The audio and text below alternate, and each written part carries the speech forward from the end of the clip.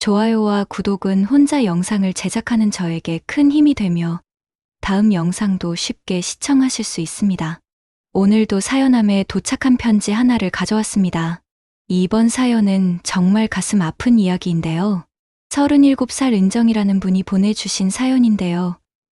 자족이라고 믿었던 사람들로부터 받은 배신에 대한 이야기예요. 그럼 함께 들어보실까요? 안녕하세요. 저는 37살 강은정이라고 해요. 평범한 전업주부로 아이 둘 키우며 살아왔어요.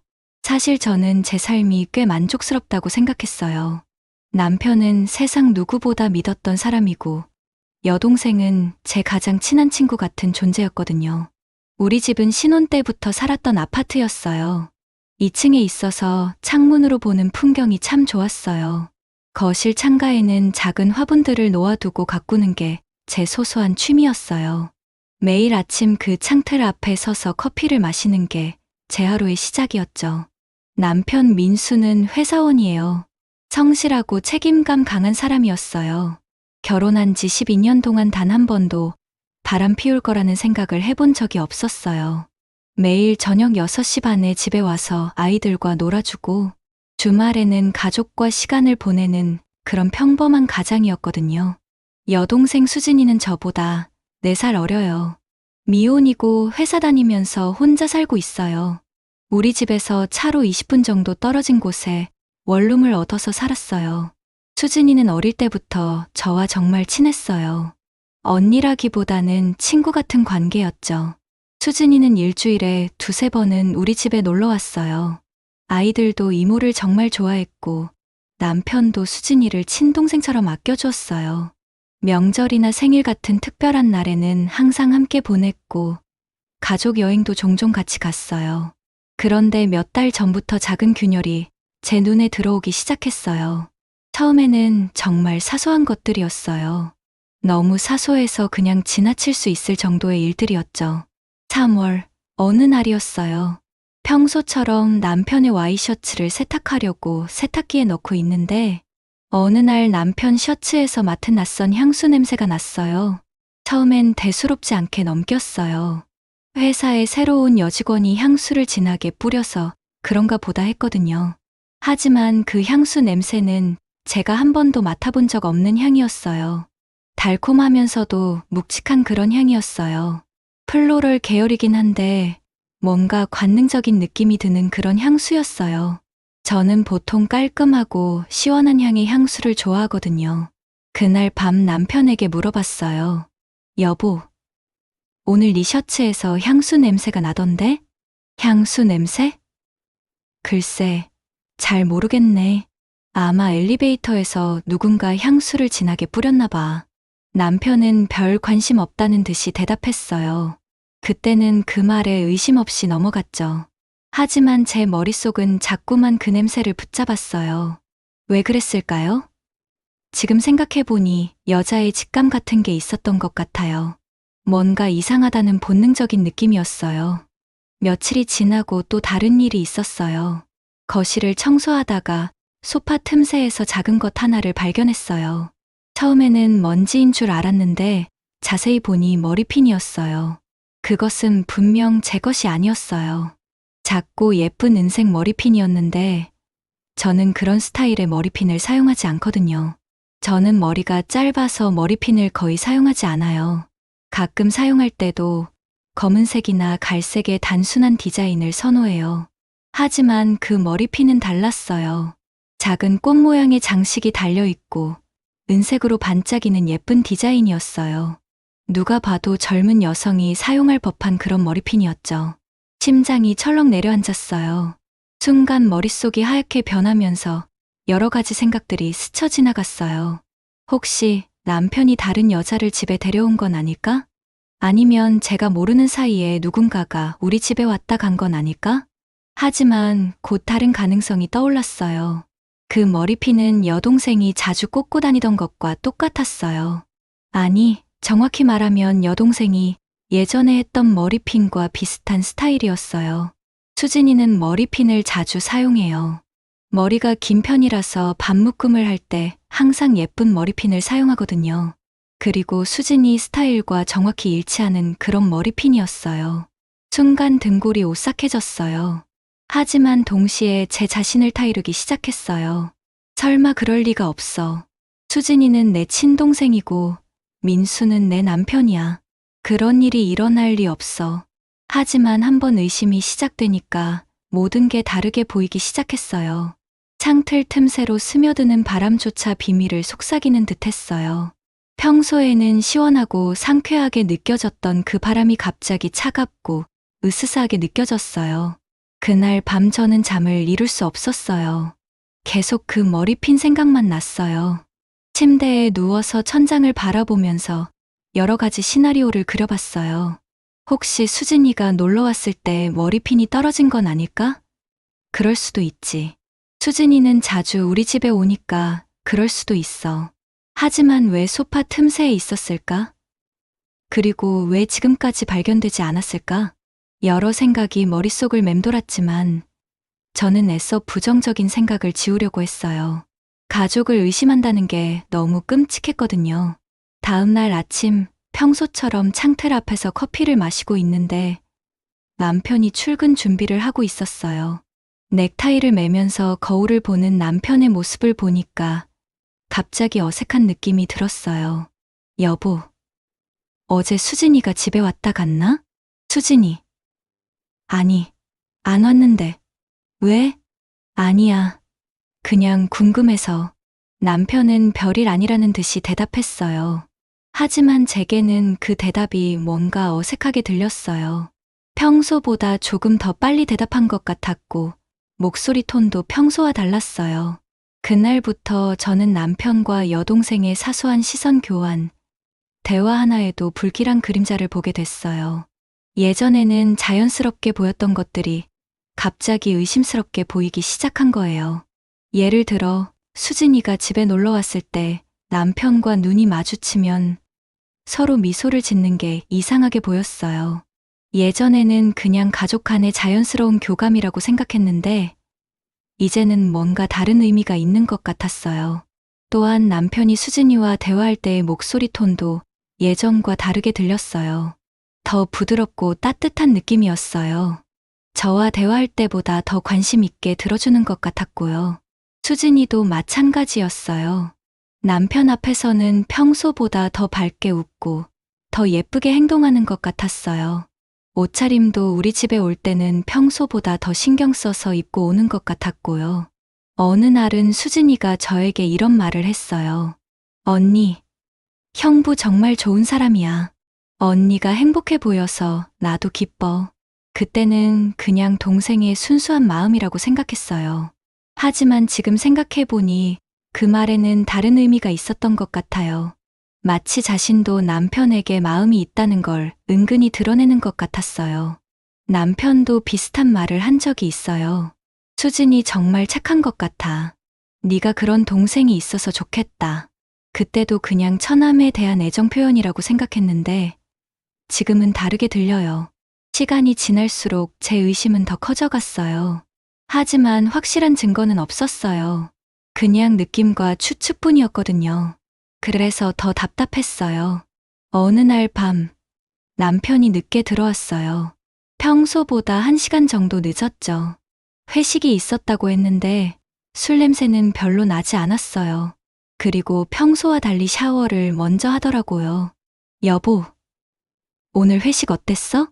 그냥 그저 그랬어. 피곤하다. 남편은 시큰둥하게 대답하고는 바로 침실로 들어갔어요. 평소 같으면 그날 있었던 일들을 이것저것 얘기해주곤 했는데 그날은 유독 말이 없었어요. 며칠 후에는 수진이가 갑자기 연락이 뜸해졌어요. 평소 같으면 이틀에 한 번은 연락하던 수진이가 일주일 동안 연락이 없었어요. 제가 먼저 연락해도 간단하게만 대답하고 금방 끊더라고요. 수진아, 요즘 바쁘니? 응. 언니, 요즘 회사 일이 많아서 나중에 연락할게. 수진이의 목소리도 평소와 달랐어요. 뭔가 어색하고 부자연스러웠어요. 그런 일들이 계속 쌓이니까 저는 점점 더 예민해졌어요. 남편의 작은 행동 하나하나가 모두 의심스럽게 보였어요. 휴대폰을 조심스럽게 다루는 것, 전화를 받을 때 다른 방으로 가는 것, 평소보다 늦게 들어오는 것, 모든 게 의심의 대상이 됐어요. 어느 날은 남편의 옷에서 또 다른 향수 냄새가 났어요. 이번에는 처음 맡았던 것과는 다른 향이었어요. 더 진하고 달콤한 향이었어요. 그리고 그 향은 수진이가 평소에 사용하는 향수와 비슷했어요. 그날 밤 저는 정말 잠을 이룰 수 없었어요. 계속 이런 생각이 들었어요. 혹시 정말 남편과 수진이가 무슨 관계인 건 아닐까? 하지만 동시에 제 자신을 다그쳤어요. 그럴 리 없어. 내가 너무 예민해진 거야. 다음 날 아침, 저는 수진이에게 전화를 걸었어요. 수진아, 이번 주말에 우리 집에 놀러 와. 오랜만에 함께 밥 먹자. 언니, 미안해. 이번 주말에 약속이 있어서. 무슨 약속인데? 그냥 친구들이랑 만나기로 했어. 수진이의 대답은 여전히 어색했어요. 예전 같으면 무슨 친구를 만나는지, 어디서 뭘 하는지 자세히 얘기해 줬을 텐데, 그날은 대충 넘어가려고 하더라고요. 그런데 그 주말, 우연히 마트에서 수진이를 봤어요. 그런데 수진이는 혼자가 아니었어요. 남자와 함께 있었는데, 뒤에서 봐서는 누군지 확실하지 않았지만, 체형이 우리 남편과 비슷했어요. 저는 깜짝 놀라서 한동안 그 자리에 서 있었어요. 확실히 보려고 가까이 가고 싶었지만 용기가 나지 않았어요. 만약 정말 우리 남편이라면 어떻게 해야 할지 몰랐거든요. 결국 저는 그냥 돌아왔어요. 하지만 그날 밤부터 저는 정말 견디기 어려웠어요. 의심이 확신으로 바뀌어가고 있었거든요. 며칠 후, 저는 남편의 행동을 더 자세히 관찰하기 시작했어요. 휴대폰을 어떻게 사용하는지, 언제 어디에 가는지, 무슨 말을 하는지 모든 걸 지켜봤어요. 그리고 마침내 결정적인 순간이 왔어요. 어느 날 저녁, 남편이 샤워를 하러 들어간 사이에 휴대폰에 메시지가 도착하는 소리가 들렸어요. 평소 같으면 그냥 넘어갔을 텐데, 그날은 왠지 확인해보고 싶었어요. 저는 떨리는 손으로 남편의 휴대폰을 들었어요. 화면에는 새로운 메시지 알림이 떠 있었어요. 발신자 이름을 보는 순간 제 심장이 멈추는 줄 알았어요. 수진이라는 이름이 화면에 떠 있었어요. 그리고 메시지의 내용의 일부가 미리 보기로 보였어요. 오늘 밤 이라는 글자가 보였어요. 저는 온몸이 떨렸어요. 확인해보고 싶었지만 동시에 무서웠어요. 진실을 알고 싶으면서도 알기 싫었어요. 결국 저는 휴대폰을 원래 자리에 놓았어요. 하지만 그 순간의 충격은 쉽게 가시지 않았어요. 그날 밤 남편이 잠든 후 저는 거실 창틀 앞에 앉아 있었어요. 밤바람이 차갑게 불어와서 몸이 떨렸지만 움직일 수가 없었어요. 머릿속에는 온갖 생각들이 어지럽게 맴돌고 있었어요. 혹시 제가 잘못 본 건 아닐까? 혹시 수진이가 남편에게 다른 일로 연락한 건 아닐까? 하지만 오늘 밤이라는 말이 계속 머릿속에서 맴돌았어요. 그때 갑자기 처음 발견했던 머리핀이 떠올랐어요. 그 작고 반짝이는 머리핀이 마치 모든 것의 시작이었던 것 같았어요. 그 순간부터 제 평화로웠던 일상이 무너지기 시작했던 거예요. 저는 소파로 가서 그 머리핀을 찾아봤어요. 며칠 전에 발견한 후 그냥 거실 테이블 위에 놓아뒀거든요. 그 작은 금속 조각을 손에 쥐고 있으니까 모든 게 현실로 느껴졌어요. 만약 정말 남편과 수진이가 생각만 해도 끔찍했어요. 하지만 동시에 이제는 진실을 알아야 한다는 생각이 들었어요. 더 이상 이런 의심 속에서 살 수는 없었거든요. 그날 밤 저는 결심했어요. 진실이 무엇이든 받아들이겠다고. 그리고 그 진실에 따라 제 인생을 다시 설계하겠다고요. 창밖으로 새벽이 밝아오고 있었어요. 평소 같으면 새로운 하루의 시작이 설레었을 텐데 그날은 두려웠어요. 오늘이 제 인생의 전환점이 될 것 같았거든요. 머리핀을 꼭 쥔 채로 저는 창틀에 기대어 서 있었어요. 그리고 생각했어요. 진실이 무엇이든 나는 살아남을 거야. 무너져도 다시 일어설 거야. 그것이 그 순간 제가 스스로에게 한 약속이었어요. 며칠이 지났어요. 저는 평소처럼 행동하려고 노력했지만 마음이 편하지 않았어요. 남편과 수진이의 모든 행동이 의심스러워 보였거든요. 그런데 그날 정말 충격적인 일이 벌어졌어요. 남편이 화장실에서 샤워를 하고 있을 때였어요. 거실에서 설거지를 하고 있는데 남편의 휴대폰에서 메시지 도착 소리가 들렸어요. 평소 같으면 그냥 넘어갔을 텐데 요즘 예민해진 상태라 그 소리가 유독 크게 들렸어요. 저는 잠깐 망설였어요. 남편의 휴대폰을 보는 건 프라이버시 침해죠. 결혼한 지 12년 동안 한 번도 남편의 휴대폰을 몰래 본 적이 없었어요. 서로를 믿고 존중했거든요. 하지만 그 순간 호기심이 이겼어요. 아니, 호기심이라기보다는 불안함이었어요. 계속 이런 상태로 지낼 수는 없었거든요. 저는 조심스럽게 휴대폰을 들어봤어요. 화면에는 새로운 메시지 알림이 떠 있었어요. 발신자를 보는 순간 제 손끝이 얼어붙었어요. 수진이라는 이름이 선명하게 보였거든요. 메시지 내용을 보려면 잠금을 해제해야 했어요. 저는 남편의 비밀번호를 알고 있었어요. 아이들 생일을 조합한 숫자였거든요. 남편이 직접 알려준 번호였어요.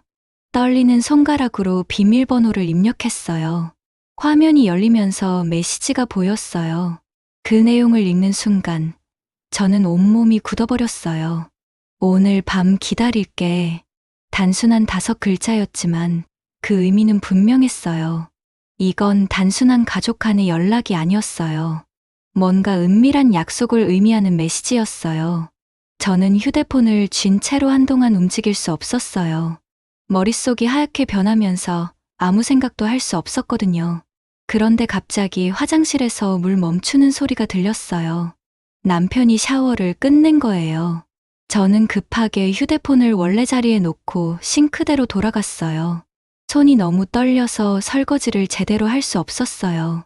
그릇이 손에서 미끄러져 떨어질 뻔했어요. 여보, 뭐 하고 있어? 남편이 화장실에서 나오면서 말했어요. 수건으로 머리를 닦으면서 평소와 다름없는 표정이었어요. 설거지하고 있어. 저는 최대한 평상시와 같은 목소리로 대답했어요. 하지만 내 목소리가 떨리고 있다는 걸 느낄 수 있었어요. 아, 그래? 나 좀 일찍 자야겠어.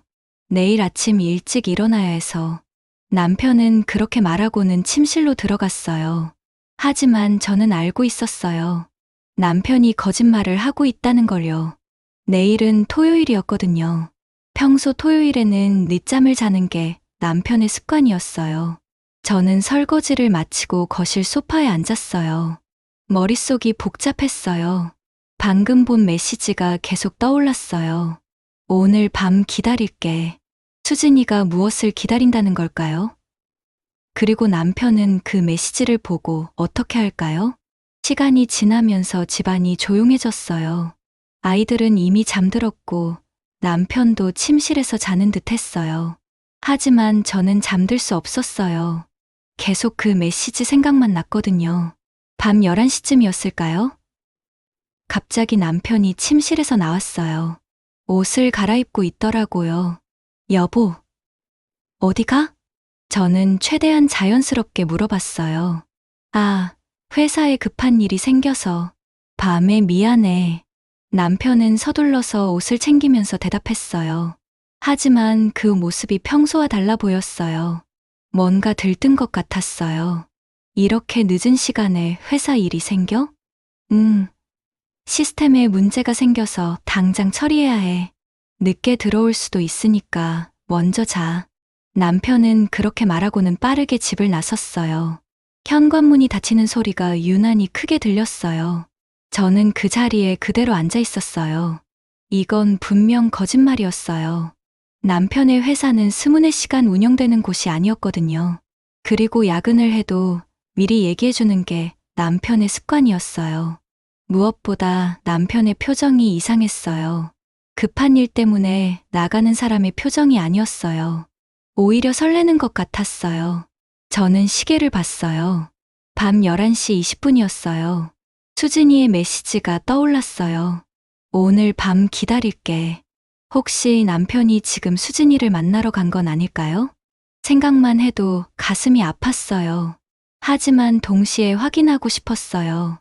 이 의심을 끝내고 싶었거든요. 저는 망설이다가 수진이에게 전화를 걸어봤어요. 만약 수진이가 집에 있다면 제 의심이 잘못된 거니까요. 전화벨이 몇 번 울렸지만 수진이는 받지 않았어요. 그럴 수도 있죠. 늦은 시간이니까 자고 있을 수도 있고요. 하지만 왠지 불안했어요. 보통 수진이는 제 전화를 받지 않는 일이 거의 없었거든요. 밤늦게 전화해도 받아주곤 했어요. 저는 다시 한번 전화해봤어요. 이번에도 받지 않았어요.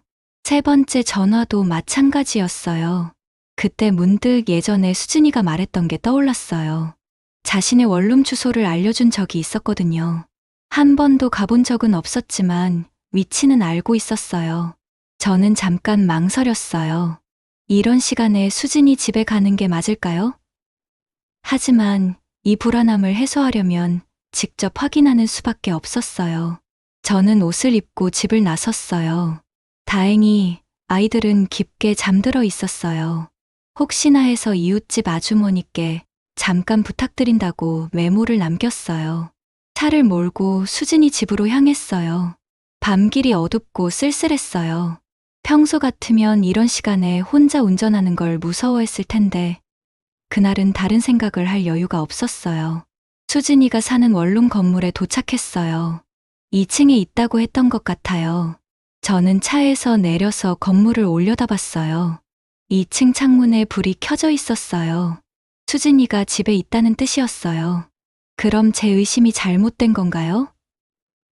남편은 정말 회사에 간 건가요? 하지만 뭔가 이상했어요. 창문 밑에 주차된 차들을 보니까 낯익은 차가 하나 있었어요. 검은색 소나타였는데 번호판을 보니까 우리 남편 차였어요. 그 순간 머릿속이 하얗게 변했어요. 남편이 정말 여기 있었던 거예요. 수진이 집에요. 저는 한동안 그 자리에 서 있을 수밖에 없었어요. 다리에 힘이 빠져서 움직일 수 없었거든요. 이게 현실인지 꿈인지 분간이 안 됐어요. 잠깐 후, 저는 용기를 내서 건물 안으로 들어갔어요. 계단을 올라가면서 심장이 터질 것 같았어요. 각 계단마다 삐걱거리는 소리가 나서 누군가 들을까봐 걱정됐어요. 2층에 도착해서 수진이 방 문을 찾았어요. 201호였어요. 문 앞에 서니까 안에서 소리가 들렸어요. 대화 소리였어요. 저는 귀를 문에 가까이 대고 들어봤어요. 남자 목소리와 여자 목소리가 들렸어요. 남자 목소리는 분명 우리 남편이었어요. 여자 목소리는 수진이었고요. 오늘은 늦게 나와도 괜찮아? 수진이의 목소리였어요. 은정이한테 회사 일이라고 했어. 남편의 목소리였어요. 제 이름이 나오는 순간 가슴이 찢어지는 것 같았어요. 언니한테 미안하지 않아? 미안하지. 하지만 어쩔 수 없잖아. 우리 사이를 들킬 수는 없으니까. 저는 그 대화를 듣고 현기증이 났어요. 벽에 기대서지 않으면 쓰러질 것 같았어요. 정말 남편과 수진이가 그런 사이였던 거예요. 더 듣고 싶지 않았지만 발이 움직이지 않았어요. 그들의 대화가 계속 들렸어요. 민수야, 우리 언제까지 이렇게 숨어서 만날 거야? 조금만 더 기다려줘. 아이들 때문에 쉽게 결정할 수 없어. 나도 힘들어. 언니를 속이는 게 너무 괴로워. 나도 마찬가지야. 하지만 지금은 어쩔 수 없어. 그들의 대화는 더 이상 들을 수 없었어요. 저는 조용히 계단을 내려와서 건물 밖으로 나왔어요. 찬 바람이 불어와서 정신이 조금 들었어요. 차에 앉아서 한동안 아무 생각도 할 수 없었어요. 머릿속이 완전히 하얗게 변해버렸거든요. 12년간 믿고 살았던 남편과 가장 아끼던 여동생이 저를 배신하고 있었던 거예요. 얼마나 지났을까요? 갑자기 건물에서 사람들이 나오는 소리가 들렸어요. 남편과 수진이었어요. 그들은 서로 마주보고 있었어요. 조심해서 들어가. 수진이가 남편에게 말했어요. 응, 너도. 내일 연락할게. 남편이 대답했어요. 그리고는 수진이의 머리를 쓰다듬어 줬어요. 그 모습을 보는 순간 저는 울음이 터져 나올 뻔했어요. 남편이 차에 타고 시동을 걸었어요. 저는 급하게 몸을 숨겼어요. 남편이 저를 보면 안 됐거든요. 남편의 차가 지나간 후 저는 그 자리에서 한참을 울었어요. 12년간 쌓아온 모든 게 무너지는 기분이었어요. 믿었던 사람들에게 배신당한 충격이 너무 컸어요. 집으로 돌아가는 길이 너무 길게 느껴졌어요. 평소 같으면 20분이면 도착할 거리였는데 그날은 1시간이 넘게 걸린 것 같았어요. 집에 도착해서 거실에 앉았어요. 남편은 아직 돌아오지 않았어요. 아마 시간을 조금 두고 들어올 거였어요. 수진이 집에서 바로 오면 의심받을 수 있으니까요. 저는 소파에 앉아서 처음 발견했던 머리핀을 다시 봤어요. 거실 테이블 위에 그대로 놓여 있었어요. 이제 그 머리핀의 의미를 알 것 같았어요. 수진이가 우리 집에 와서 남편과 무슨 일이 있었던 걸 거예요. 시계를 보니 새벽 1시가 넘어 있었어요. 그때 현관문이 열리는 소리가 들렸어요. 남편이 돌아온 거예요. 아직 안 잤어? 남편이 거실로 들어오면서 말했어요. 평상시와 다름없는 표정이었어요. 잠이 안 와서. 저는 최대한 담담하게 대답했어요. 하지만 마음속으로는 분노가 치밀어 오르고 있었어요. 회사 일은 잘 해결했어? 다행히 큰 문제는 아니었어. 남편은 아무렇지 않게 거짓말을 했어요. 그 모습을 보면서 저는 이 사람을 정말 모르고 있었다는 걸 깨달았어요. 그럼 이제 자러 가자. 남편이 제 손을 잡으려고 했어요. 하지만 저는 피했어요. 지금 남편의 손을 잡을 수 없었거든요. 나는 조금 더 있다가 갈게. 왜? 무슨 일 있어? 아니야. 그냥 생각할 게 좀 있어서. 남편은 이상하다는 듯이 저를 봤지만 더 이상 묻지 않았어요. 그리고는 혼자 침실로 들어갔어요. 저는 다시 혼자가 됐어요. 거실에 앉아서 창밖을 봤어요. 밤이 깊어서 아무것도 보이지 않았어요. 하지만 제 마음도 그 밤처럼 어둡고 깊었어요. 이제 어떻게 해야 할까요? 모른 척하고 계속 살아갈까요?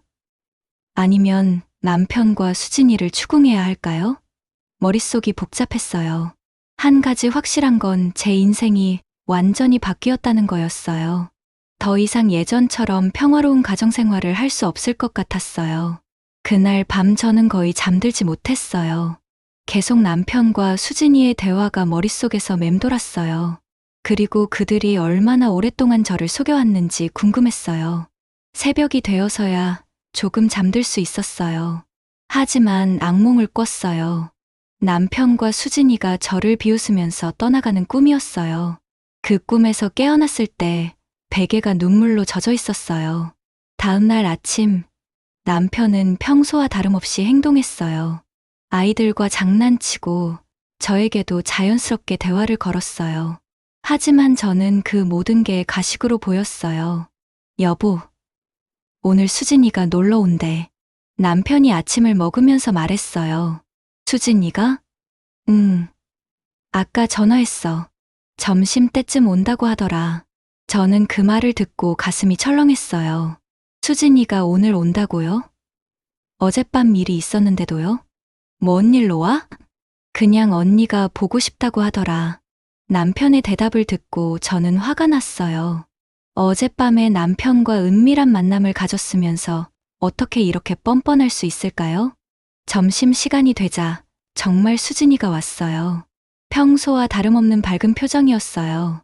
언니, 안녕. 수진이는 환하게 웃으면서 인사했어요. 하지만 제게는 그 웃음이 가식으로 보였어요. 응, 왔구나.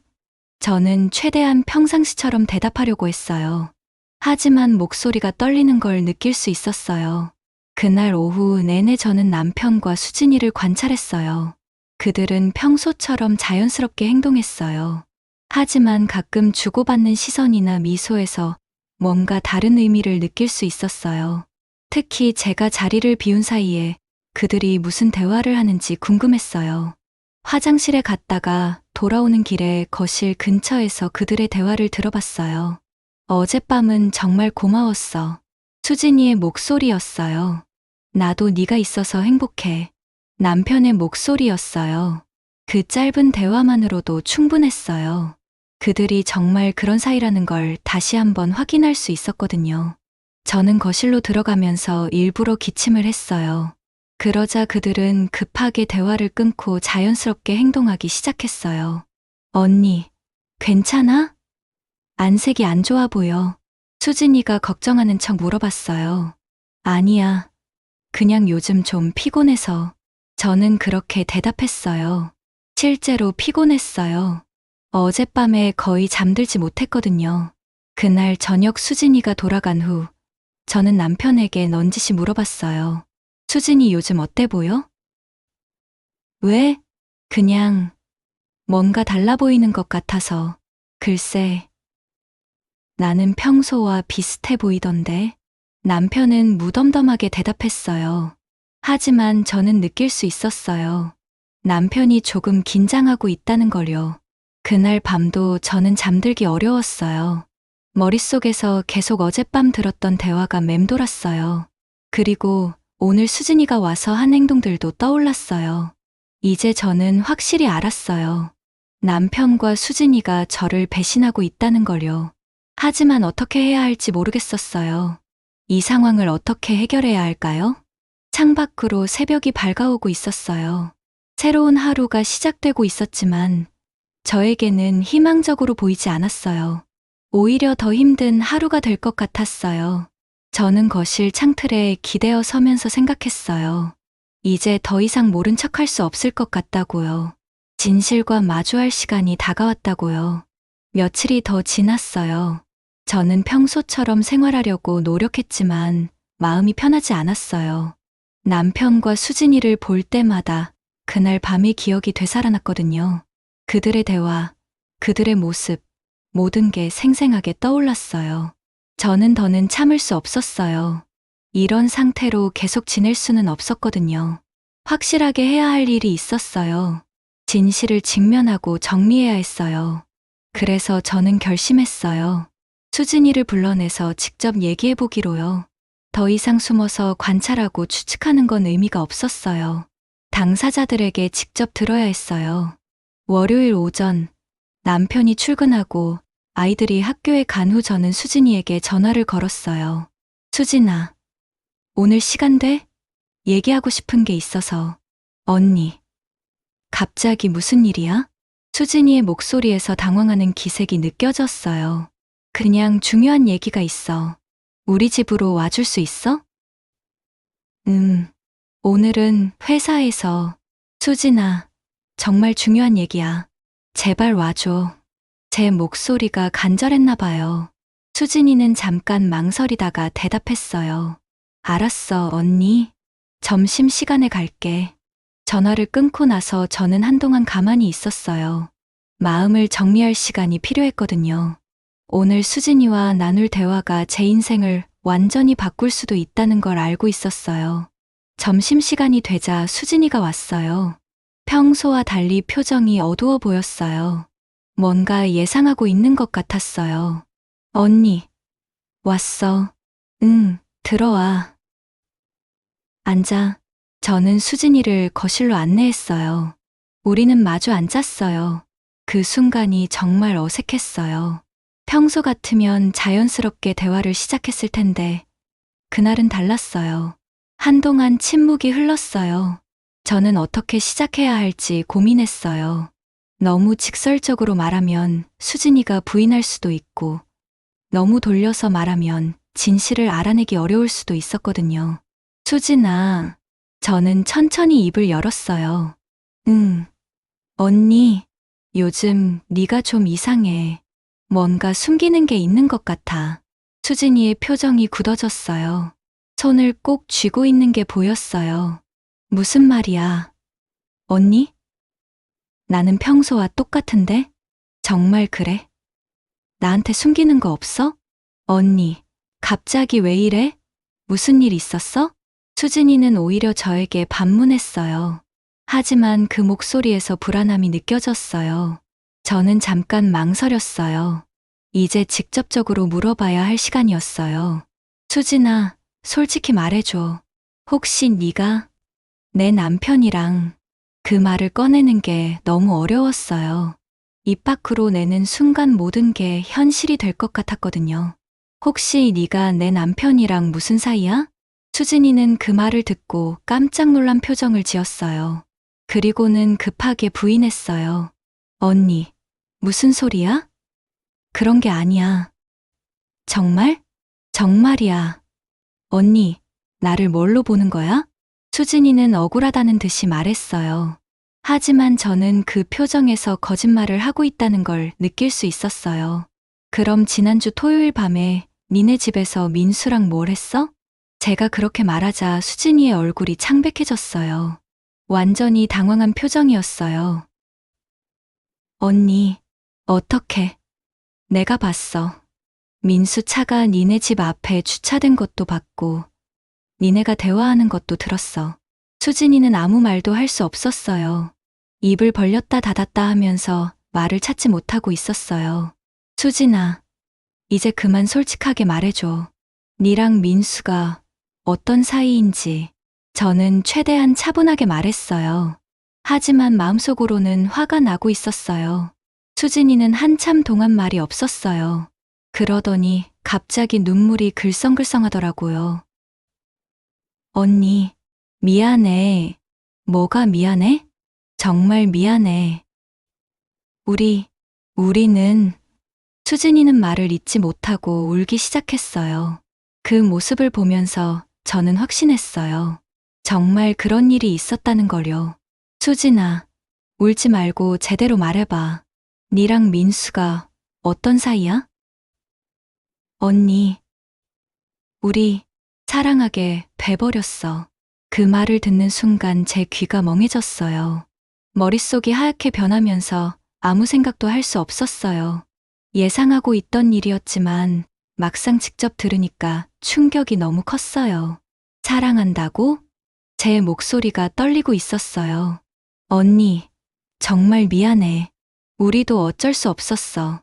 처음에는 그럴 생각이 전혀 없었는데. 언제부터야? 언니? 언제부터 그런 사이였는지 물어보는 거야. 수진이는 또 한참 망설였어요. 그러더니 작은 목소리로 대답했어요. 작년 여름부터. 작년 여름부터? 저는 깜짝 놀랐어요. 그럼 벌써 거의 1년이 다 되어 간다는 뜻이었거든요. 그럼 지금까지 나를 속여온 거야? 거의 1년 동안? 언니, 정말 미안해. 우리도 괴로웠어. 괴로웠다고? 괴로우면서도 계속 만났다는 거야? 제 목소리가 점점 커지고 있었어요. 화가 나서 참을 수 없었거든요. 언니, 우리도 어쩔 수 없었어. 정말 사랑하게 됐어. 사랑? 그게 사랑이야? 저는 소리를 지르듯 말했어요. 언니를 배신하고 가족을 속이는 게 사랑이야? 수진이는 더 크게 울기 시작했어요. 하지만 저는 동정할 수 없었어요. 오히려 더 화가 났어요. 그럼 민수는 뭐라고 해? 민수도 나를 사랑한다고 했나? 언니, 그건 대답해봐. 민수는 뭐라고 했어? 형부는 언니를 사랑하지만, 하지만 나한테도 마음이 생겼다고 했어. 저는 그 말을 듣고 웃음이 나왔어요. 어이가 없어서 나온 웃음이었어요. 두 사람을 다 사랑한다고? 그게 말이 돼? 언니, 수진아, 니는 정말 내가 뭔 줄 알고 이런 짓을 한 거야? 저는 정말 화가 났어요. 믿었던 사람들에게 배신당한 충격도 컸지만 그들이 저를 우롱했다는 생각에 더 분했어요. 그때 현관문이 열리는 소리가 들렸어요. 남편이 들어오는 소리였어요. 점심시간이라 집에 밥 먹으러 온 거였어요. 여보, 집에 있어? 남편의 목소리가 들렸어요. 거실로 들어오다가 수진이가 있는 걸 보고 멈춰 섰어요. 수진이도 와 있네. 남편은 평상시처럼 인사했어요. 하지만 수진이가 울고 있는 걸 보고 표정이 굳어졌어요. 무슨 일이야? 왜 울고 있어? 남편이 걱정스럽게 물어봤어요. 하지만 저는 그 모습이 연기처럼 보였어요. 민수야, 앉아. 제가 차가운 목소리로 말했어요. 왜? 무슨 일 있었어? 앉으라고. 제 목소리 톤이 평소와 달랐나 봐요. 남편은 당황한 표정으로 소파에 앉았어요. 이제는 다 드러났으니 숨길 필요 없지. 제가 그렇게 말하자 남편의 얼굴이 창백해졌어요. 은정아, 무슨 소리야? 무슨 소리냐고? 니랑 수진이가 무슨 사이인지 다 알고 있다는 소리야. 남편은 아무 말도 할 수 없었어요. 수진이처럼 당황한 표정이었어요. 민수야, 이제 그만 솔직하게 말해봐. 네가 수진이랑 바람 피우고 있다는 거 맞지? 은정아, 맞냐고 물어보는 거야. 제가 소리를 지르자 남편이 고개를 숙였어요. 미안해. 그 짧은 한마디로 모든 게 확인됐어요. 남편이 정말 수진이와 바람을 피우고 있었던 거예요. 저는 그 순간 세상이 무너지는 소리가 들리는 것 같았어요. 예상하고 있던 일이었지만 막상 인정을 받고 나니까 충격이 너무 컸어요. 언제부터야? 은정아, 언제부터냐고 물어보는 거야. 작년 여름부터. 남편도 수진이와 같은 대답을 했어요. 그럼 거의 1년 동안 나를 바보로 만든 거네? 은정아, 우리도 어쩔 수 없었어. 어쩔 수 없었다고. 뭐가 어쩔 수 없었어? 정말 사랑하게 됐어. 우리도 처음에는 그럴 생각이 없었는데. 사랑? 그게 사랑이야? 저는 다시 한번 소리쳤어요. 가족을 배신하고 나를 속이는 게 사랑이야? 은정아, 미안해. 정말 미안해. 남편은 계속 사과만 했어요. 하지만 그 사과가 진심으로 들리지 않았어요. 미안하면 됐다고 생각해. 12년 동안 쌓아온 우리 결혼이 뭐라고 생각하는 거야? 은정아, 그리고 니는, 저는 수진이를 바라봤어요. 니는 내가 어떤 언니였는데 이런 짓을 할 수 있었어? 언니, 정말 미안해. 미안하다고? 그게 끝이야?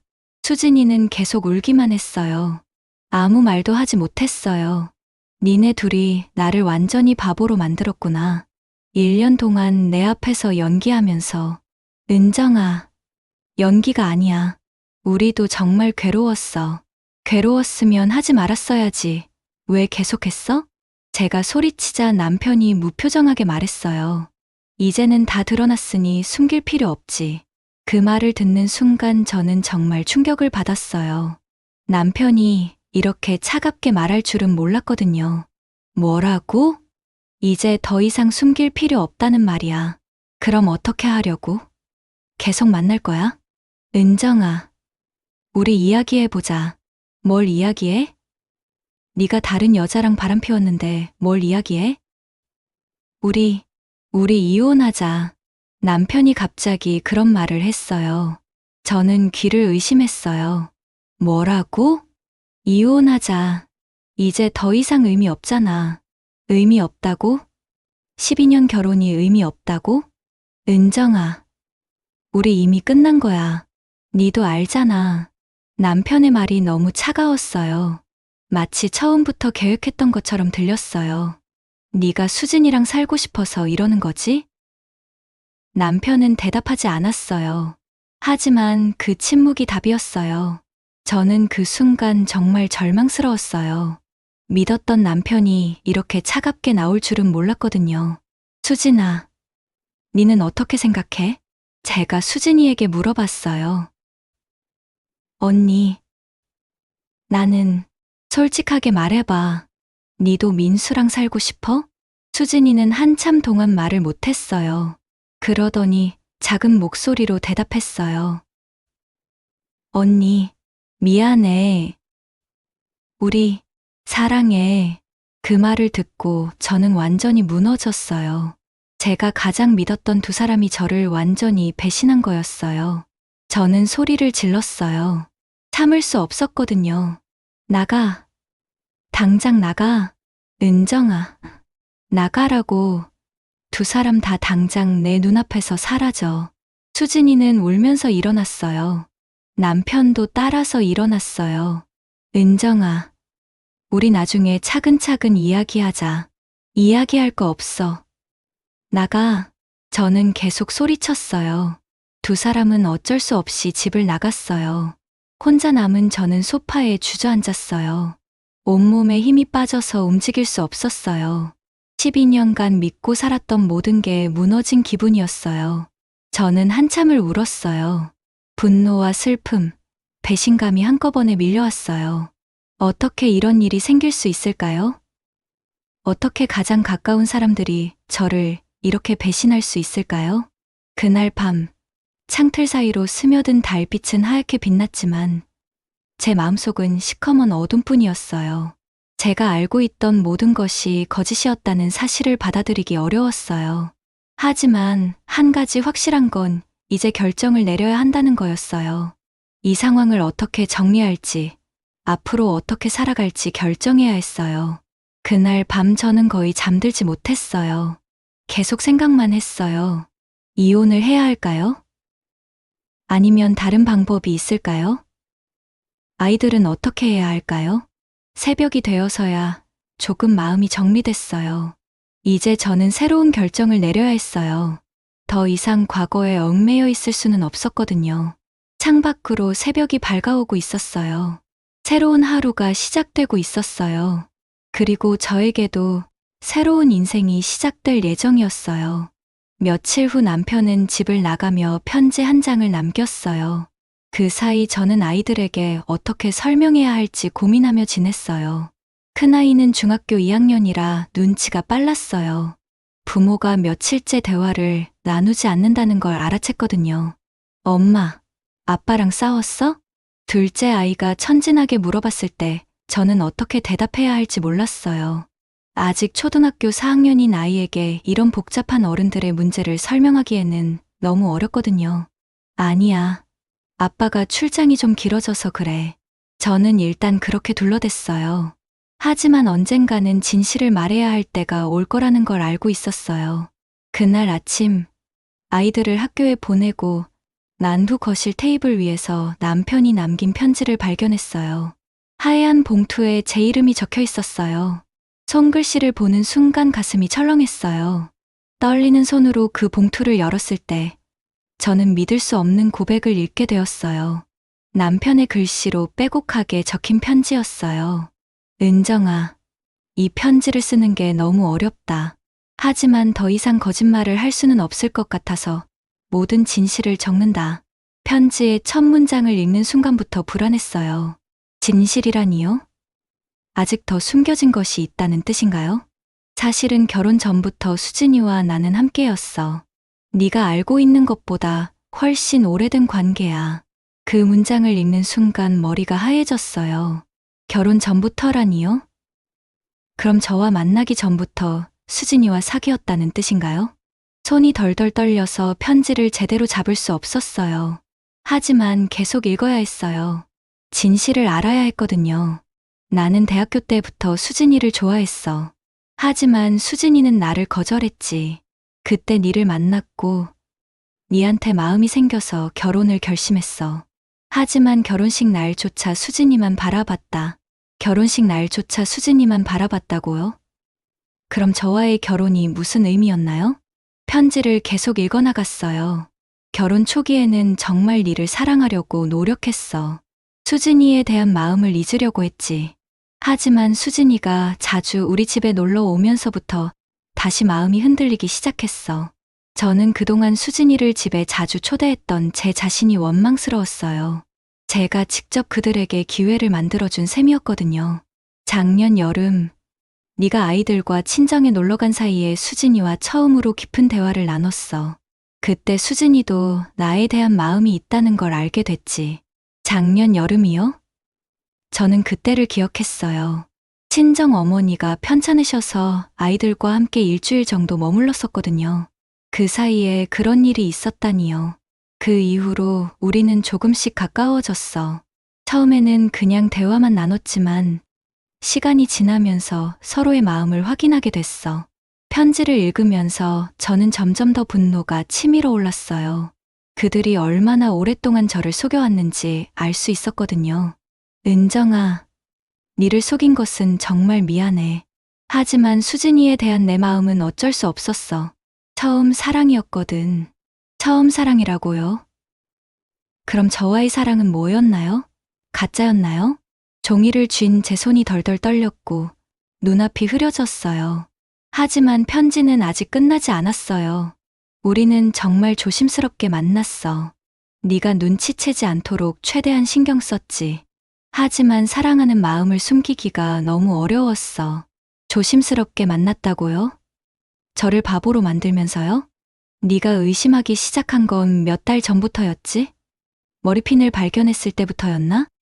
사실 그때부터 우리도 긴장하고 있었어.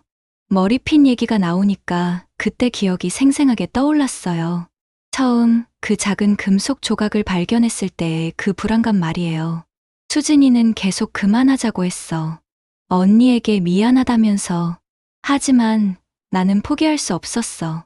수진이 없으면 살 수 없을 것 같았거든. 수진이가 그만하자고 했다고요? 그럼 남편이 더 적극적이었다는 뜻인가요? 편지는 계속 이어졌어요. 은정아, 니는 정말 좋은 아내였어. 좋은 엄마이기도 하고. 하지만 내 마음은 어쩔 수 없었어. 수진이를 사랑하게 된 것은 운명이었던 것 같아. 운명이라고요? 그럼 저와의 만남은 실수였다는 뜻인가요? 이제 모든 게 드러났으니 더 이상 숨길 이유가 없어. 우리는 정식으로 함께 하고 싶어. 이혼해줘. 그 마지막 문장을 읽는 순간 저는 편지를 바닥에 떨어뜨렸어요.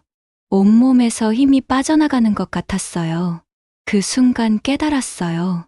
내 결혼은 처음부터 거짓의 무대였고 나는 애초에 주인공이 아닌 들러리에 불과했다는 걸요. 12년간 저는 남편이 저를 사랑한다고 믿었어요. 물론 처음만큼 열정적이지는 않더라도 가족에 대한 책임감과 애정이 있다고 생각했어요. 하지만 모든 게 착각이었던 거예요.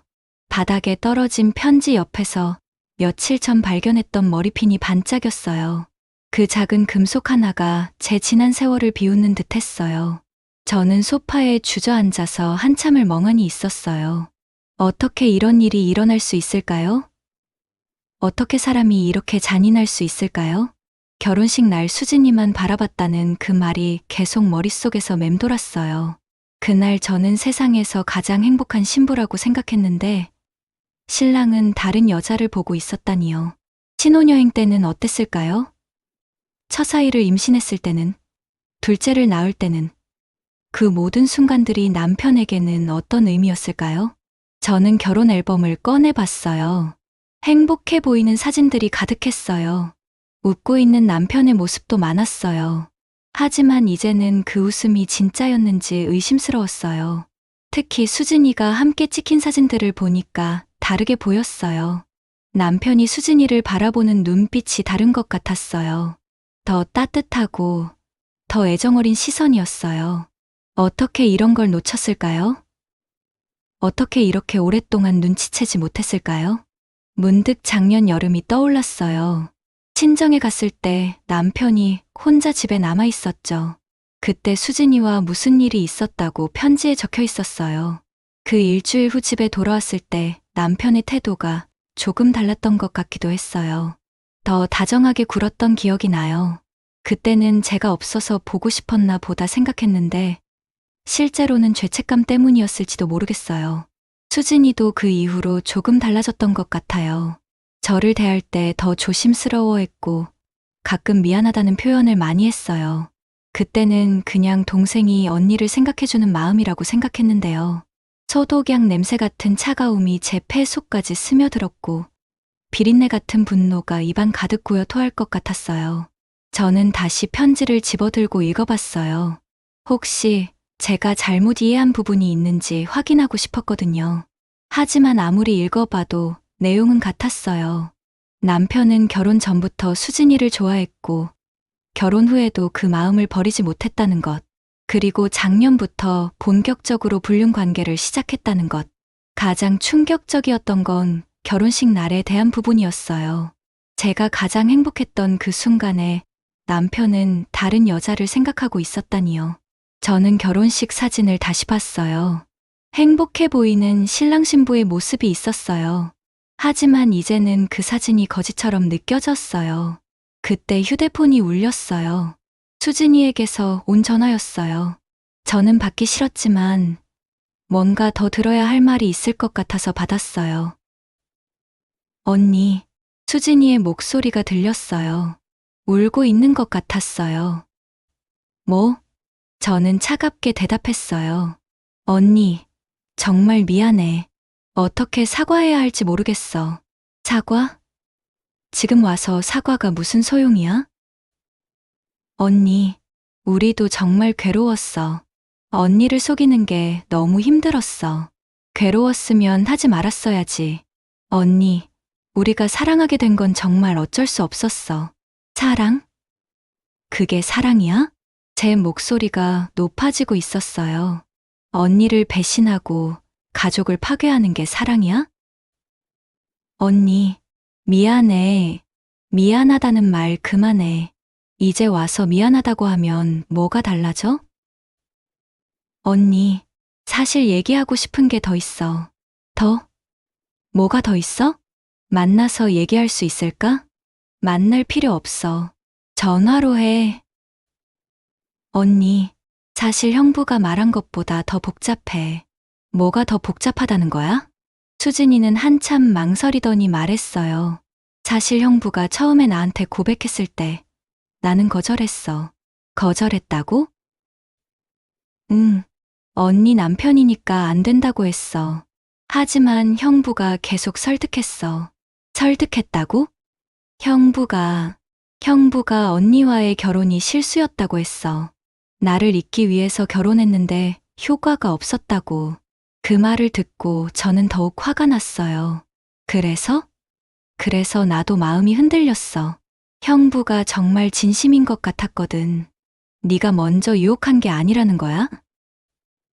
언니, 미안해. 하지만 정말 형부가 먼저였어. 전화를 끊고 나서 저는 더욱 분노했어요. 남편이 더 적극적이었다는 사실이 더 화나게 했거든요.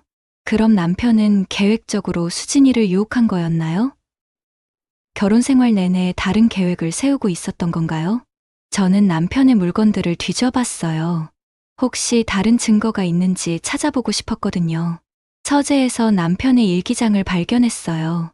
평소에 일기를 쓴다는 걸 몰랐는데 서랍 깊숙이 숨겨져 있었어요. 일기장을 펼쳐보니 충격적인 내용들이 적혀 있었어요. 2022년 7월 15일, 은정이와 아이들이 친정에 갔다. 드디어 수진이와 단둘이 시간을 보낼 수 있게 됐다. 오늘 고백해볼까? 2022년 7월 20일, 수진이가 내 마음을 받아줬다. 정말 행복하다. 하지만 은정이에게는 미안하다. 2022년 8월 3일, 은정이가 돌아왔다. 평소처럼 행동하기가 어렵다. 수진이 생각만 난다. 2022년 10월 12일, 수진이와 처음으로 키스했다. 꿈만 같다. 일기를 읽으면서 저는 몸이 떨렸어요. 제가 모르는 사이에 이런 일들이 벌어지고 있었다니요. 2023년 1월 2일, 새해가 됐다. 올해는 정말 중요한 결정을 내려야 할 것 같다. 2023년 3월 15일, 수진이가 그만하자고 했다. 언니에게 미안하다면서. 하지만 나는 포기할 수 없다. 수진이가 그만하자고 했다는 내용이 여러 번 나왔어요. 그럼 남편이 더 적극적으로 관계를 유지하려고 했던 거네요. 2023년 5월 20일, 은정이가 의심하기 시작한 것 같다. 더 조심해야겠다. 2023년 6월 10일, 이제 결정할 때가 됐다. 은정이와 이혼하고 수진이와 새 출발을 하고 싶다. 일기의 마지막 부분에는 이런 내용이 적혀 있었어요. 2023년 7월 1일, 모든 게 드러났다. 이제 새로운 시작이다. 수진이와 함께하는 새로운 인생을 준비해야겠다. 일기를 다 읽고 나서 저는 정말 절망스러웠어요. 남편이 이렇게 계획적으로 행동했다는 걸 알게 됐거든요. 저는 아이들 사진을 봤어요. 순수하게 웃고 있는 아이들의 모습이 안쓰러웠어요. 이 아이들은 아빠의 이런 모습을 상상이나 할까요? 그때 또 휴대폰이 울렸어요. 이번에는 남편에게서 온 문자였어요. 편지 읽었지? 이제 우리 정리하자. 아이들 일도 상의해야 하고 그 문자를 보고 저는 더욱 화가 났어요. 이렇게 일방적으로 통보하듯이 이야기하는 게 너무 기가 막혔어요. 저는 남편에게 전화를 걸었어요. 여보, 편지 내용이 사실이야? 응, 정말 결혼 전부터 수진이를 좋아했던 거야? 그래, 그럼 나와의 결혼은 뭐였어? 은정아, 그때는 정말 니를 사랑하려고 노력했어. 노력했다고? 사랑은 노력하는 게 아니잖아. 미안해. 미안하다고 하지 마. 이제 와서 미안하다고 하면 뭐가 달라져? 은정아, 우리 차분하게 이야기하자. 차분하게? 12년을 속이고 살았는데 차분하게? 은정아, 네가 수진이를 먼저 유혹했다면서? 뭐? 수진이가 그러더라. 네가 먼저 고백했다고. 남편은 잠깐 말이 없었어요. 그게 중요해? 중요하지. 누가 먼저 시작했는지가 왜 중요하지 않아? 은정아, 이제 그런 건 의미 없어. 우리는 이미 끝났어. 끝났다고? 네가 일방적으로 끝냈다고? 은정아, 우리 둘 다 알고 있잖아. 이미 끝난 관계라는 걸. 남편의 말이 너무 차가웠어요. 그럼 아이들은 어떻게 할 거야? 아이들은 네가 키워주면 안 될까? 네가 키워주면 안 될까라고? 니도 아빠잖아. 물론 양육비는 낼 거야. 그리고 가끔 만나고 싶고, 가끔 만나고 싶다고. 네가 무슨 할아버지야? 저는 정말 화가 났어요. 남편이 아빠로서의 책임도 포기하려고 한다는 게 믿어지지 않았어요. 은정아, 미안해. 하지만 이게 최선인 것 같아. 최선? 누구를 위한 최선이야? 모두를 위한 최선이야. 모두를 위한 최선이라고? 니랑 수진이만을 위한 최선이지. 전화를 끊고 나서 저는 정말 절망스러웠어요. 남편이 이렇게 이기적인 사람인지 몰랐거든요. 그날 저녁 아이들이 학교에서 돌아왔어요. 엄마, 아빠는 언제 와? 둘째가 물어봤어요. 아빠는 한동안 못 올 것 같아. 왜? 일이 좀 복잡해져서. 저는 아직 아이들에게 진실을 말할 용기가 없었어요. 그날 밤 저는 창틀 앞에 앉아서 생각했어요. 앞으로 어떻게 살아야 할까요? 정말 이혼해야 할까요? 바닥에 떨어진 편지 옆에서 며칠 전 발견했던 머리핀이 반짝였어요. 그 작은 금속 하나가 제 지난 세월을 비웃는 듯 했어요. 하지만 한 가지 확실한 건 더 이상 이런 거짓된 관계를 유지할 수 없다는 거였어요. 아이들을 위해서라도 새로운 결정을 내려야 했어요. 그날 밤 저는 오랫동안 잠들지 못했어요. 12년간의 결혼 생활이 모두 거짓이었다는 사실을 받아들이기 어려웠거든요. 하지만 현실을 받아들이고 앞으로 나아가야 했어요. 다음 날 아침, 저는 중요한 결정을 내렸어요. 더 이상 이 상황을 지속할 수 없다고 판단했거든요. 아이들을 위해서라도 정리해야 할 때가 온 거예요. 먼저 큰아이부터 차근차근 설명하기로 했어요. 중학교 2학년이니까 어느 정도는 이해할 수 있을 거라고 생각했어요. 민호야, 엄마가 너한테 중요한 얘기가 있어. 엄마, 무슨 일이야? 아빠랑 정말 싸운 거야? 큰아이 민호는 이미 눈치채고 있었어요. 며칠째 집 분위기가 이상하다는 걸 알고 있었거든요. 응, 민호야. 아빠와 엄마가 앞으로 따로 살기로 했어. 따로 살기로 했다고? 이혼한다는 뜻이야? 민호의 목소리가 떨리고 있었어요. 그래. 왜? 무슨 일이 있었어? 어떻게 설명해야 할지 고민됐어요.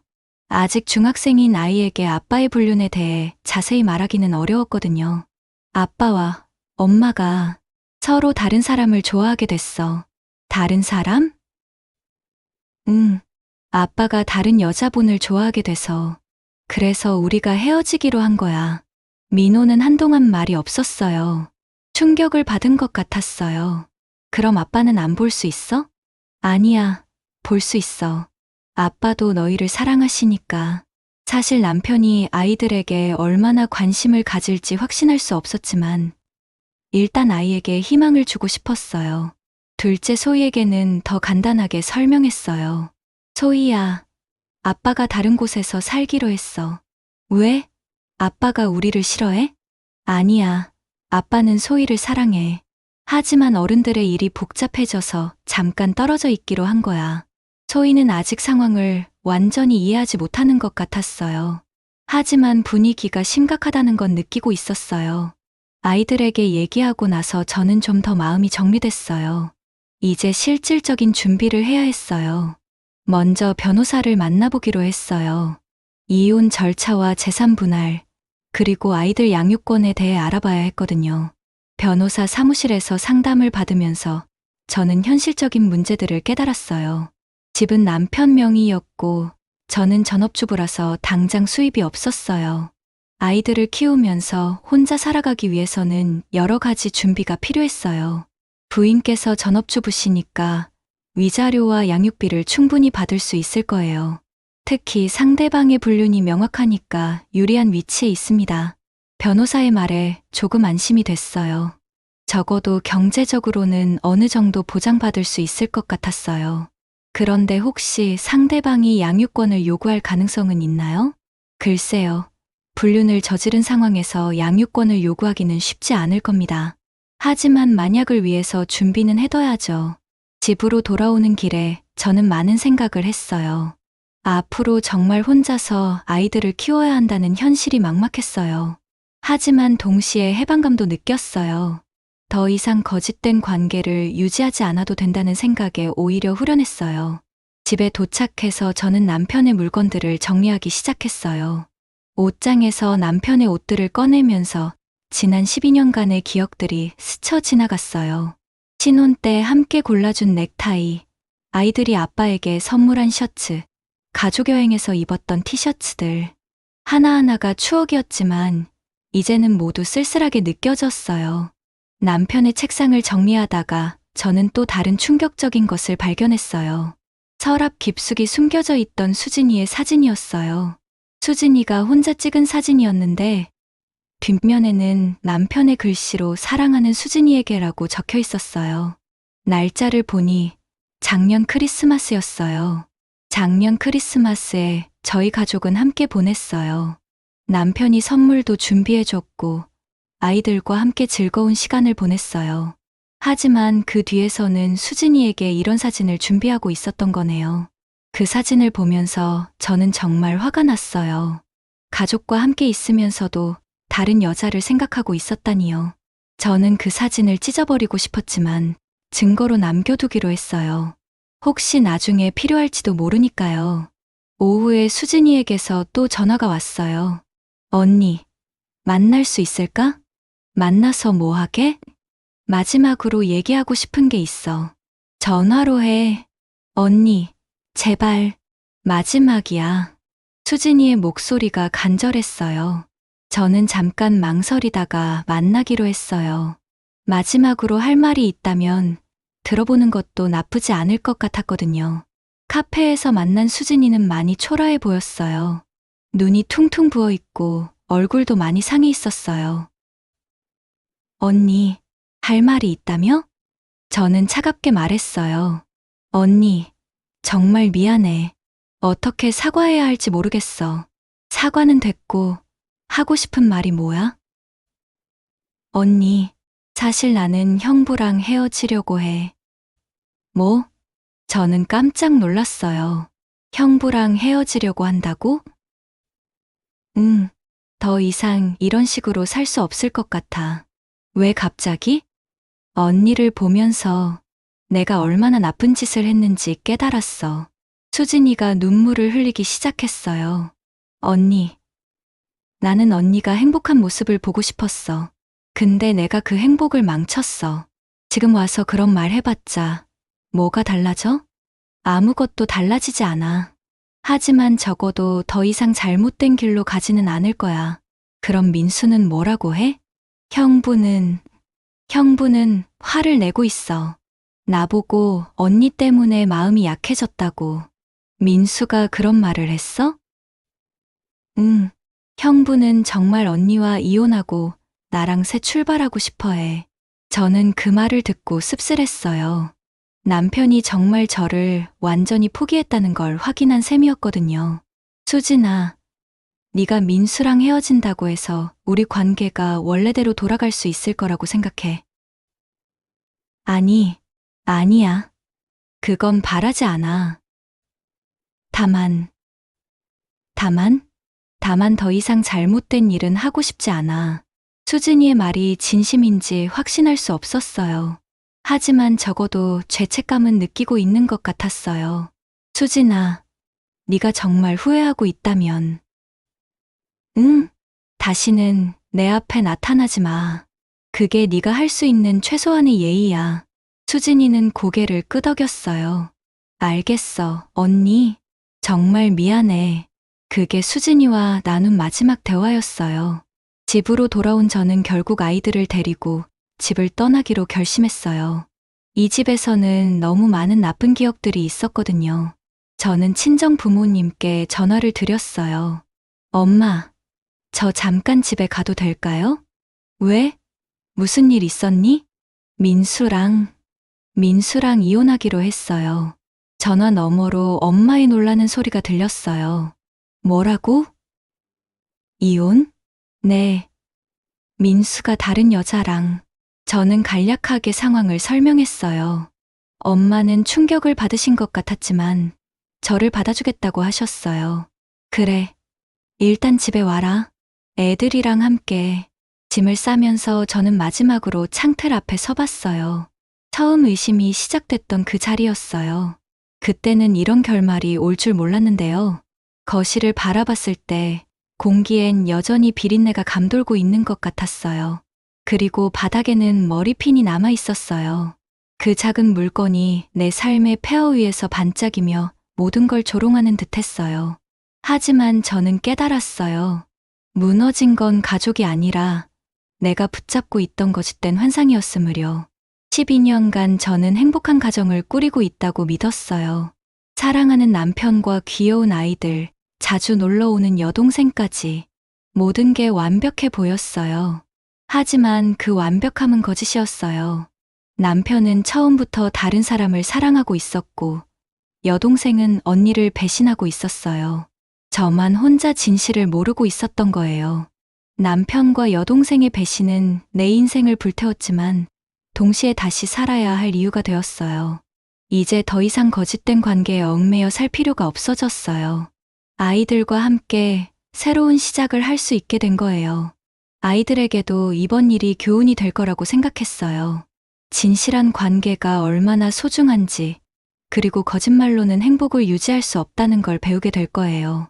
짐을 다 싸고 나서 저는 남편에게 마지막 문자를 보냈어요. 아이들과 함께 친정에 갑니다. 이혼 절차는 변호사를 통해 진행하겠습니다. 더 이상 연락하지 마세요. 남편에게서 답장이 왔어요. 알겠어. 아이들 잘 부탁해. 그게 남편과 나눈 마지막 대화였어요. 불 꺼진 집을 떠나며 저는 속삭였어요. 끝났어. 하지만 나는 살아남을 거야. 창틀 사이로 스며든 새벽빛이 제 눈에 비쳤고 그 빛은 차갑지만 동시에 새로운 시작 같았어요. 차에 아이들과 짐을 실으면서 민호가 물어봤어요. 엄마, 우리 언제 다시 집에 와? 민호야, 우리 이제 새로운 집에서 살 거야. 새로운 집? 응. 할머니, 할아버지 댁에서 당분간 있다가 우리만의 새로운 집을 구할 거야. 민호는 이해했다는 듯이 고개를 끄덕였어요. 소희는 아직 상황을 완전히 이해하지 못하는 것 같았지만 새로운 모험이라고 생각하는 것 같았어요. 엄마, 새 집에서도 내 방 있어? 물론이지, 소희야. 더 예쁜 방을 만들어 줄게. 차를 운전하면서 저는 뒤를 돌아보지 않았어요. 과거는 과거일 뿐이었거든요. 친정에 도착했을 때 부모님이 반갑게 맞아주셨어요. 엄마는 제 모습을 보시고 많이 상해하셨지만 따뜻하게 위로해 주셨어요. 은정아, 고생 많았구나. 이제 여기서 마음 편히 쉬어라. 네. 엄마, 감사해요. 그날 밤 친정 제 방에서 잠을 자면서 저는 오랜만에 편안함을 느꼈어요. 더 이상 거짓말을 듣지 않아도 되고 배신당할 걱정도 하지 않아도 됐거든요. 며칠 후 변호사를 통해 이혼 절차가 시작됐어요. 남편 측에서도 별다른 이의 없이 진행하겠다고 했어요. 아마 수진이와 빨리 새 출발하고 싶어 하는 것 같았어요. 재산 분할과 양육비 문제도 생각보다 순조롭게 해결됐어요. 남편이 죄책감이 있었는지 제가 요구한 조건들을 대부분 받아들였어요. 한 달 후, 저는 아이들과 함께 새로운 집으로 이사했어요. 작지만 깔끔한 아파트였어요. 우리 세 명이 살기에는 충분했어요. 새 집에서 첫날 밤, 저는 창가에 앉아서 밤하늘을 바라봤어요. 별이 많이 보였어요. 민호가 제 옆에 와서 앉았어요. 엄마, 후회 안 해? 뭘? 아빠랑 헤어진 거 말이야. 저는 잠깐 생각해 봤어요. 아니야, 후회하지 않아. 오히려 잘한 것 같아. 왜? 진실하지 않은 관계를 계속 유지하는 것보다는 새로운 시작을 하는 게 낫거든. 민호는 고개를 끄덕였어요. 나도 그렇게 생각해, 엄마. 저는 민호를 안아줬어요. 이 아이가 이렇게 성숙하게 생각해주니까 고마웠어요. 소희도 새로운 집에 잘 적응하고 있었어요. 새 학교에서 친구들도 사귀었고 밝게 웃는 모습을 보니까 안심이 됐어요. 몇 달 후, 저는 직장을 구했어요. 오랫동안 전업주부로 살았지만 다시 사회생활을 시작하기로 한 거예요. 처음에는 힘들었지만 점차 적응해 갔어요. 동료들도 좋았고 일하는 보람도 느꼈어요. 무엇보다 제 힘으로 아이들을 키우고 있다는 자부심이 생겼어요. 어느 날 회사에서 퇴근하는 길에 우연히 수진이를 봤어요. 멀리서 봤는데 혼자 걸어가고 있었어요. 많이 초라해 보였어요. 저는 다가가지 않았어요. 더 이상 과거에 얽매이고 싶지 않았거든요. 집에 와서 아이들과 저녁을 먹으면서 오늘 있었던 일들을 나눴어요. 민호는 학교에서 상을 받았다고 자랑했고 소희는 새로운 친구가 생겼다고 좋아했어요. 이런 평범한 일상이 얼마나 소중한지 새삼 느꼈어요. 그날 밤, 저는 일기를 쓰기 시작했어요. 앞으로의 계획과 꿈들을 적어보고 싶었거든요. 오늘은 새로운 시작의 첫날이다. 비록 힘든 일들을 겪었지만 그 덕분에 진짜 소중한 것이 무엇인지 알게 되었다. 앞으로는 아이들과 함께 진실한 삶을 살아가고 싶다. 머리핀의 반짝임은 영원히 잊히지 않겠지만 이제 나는 그 기억을 등에 지고 앞으로 걸어가기로 했어요. 더 이상 과거의 상처에 머물러 있지 않을 거예요. 아이들에게 좋은 엄마가 되는 것, 그리고 제 자신의 꿈을 찾아가는 것이 저희 새로운 목표였어요. 창밖으로 새벽이 밝아오고 있었어요. 정말로 새로운 하루가 시작되고 있었어요. 그리고 이번에는 거짓이 아닌 진짜 새로운 시작이었어요. 여러분께서도 혹시 주변 사람들로부터 예상치 못한 배신을 당하신 경험이 있으실까요? 가장 믿었던 분들에게 뒤통수를 맞는 그 순간의 충격과 절망감을 상상해 보시기 바랍니다. 은정 씨께서 겪으신 일은 단순한 불륜이 아니라 12년간 쌓아온 모든 신뢰와 사랑이 한순간에 무너지는 경험이었습니다. 하지만 그 속에서도 자신과 아이들을 위한 새로운 길을 찾아 나선 은정 씨의 용기에서 우리는 희망을 볼 수 있습니다. 때로는 우리 인생에서 가장 큰 배신이 가장 큰 해방이 되기도 합니다. 은정 씨처럼 거짓된 행복보다는 진실한 고통을 선택하시는 용기가 결국 진짜 행복으로 이어질 것입니다. 혼자라는 두려움보다 거짓 관계 속에서 느끼는 외로움이 더 깊다는 걸 깨달으셨을 때 비로소 진정한 자유를 얻으실 수 있답니다. 여러분께서도 어떤 어려운 상황에 처해 계시더라도 진실을 선택하시는 용기를 잃지 마시기 바랍니다. 여러분께서는 만약 은정 씨와 같은 상황에 처하신다면 어떤 선택을 하실 건가요? 가족을 위해 참고 넘어가실 건지, 아니면 은정 씨처럼 과감하게 새로운 시작을 선택하실 건지 댓글로 여러분의 생각을 나눠주시기 바랍니다. 또한 주변에서 비슷한 상황을 겪으신 분들이 계시다면 어떻게 극복하셨는지도 함께 공유해 주시면 다른 분들에게도 큰 힘이 될 것 같습니다. 오늘 은정 씨의 이야기를 통해 우리는 진실의 소중함과 용기의 힘을 다시 한번 느낄 수 있었습니다. 어떤 상황에서도 자신의 존엄성을 지키고 진실한 삶을 선택하는 것이 얼마나 중요한지 깨달았죠. 여러분의 인생에서도 어려운 선택의 순간이 오신다면 은정 씨의 용기를 기억해 주시기 바랍니다. 다음 영상에서 다시 찾아뵙겠습니다. 오늘도 함께해 주셔서 감사합니다.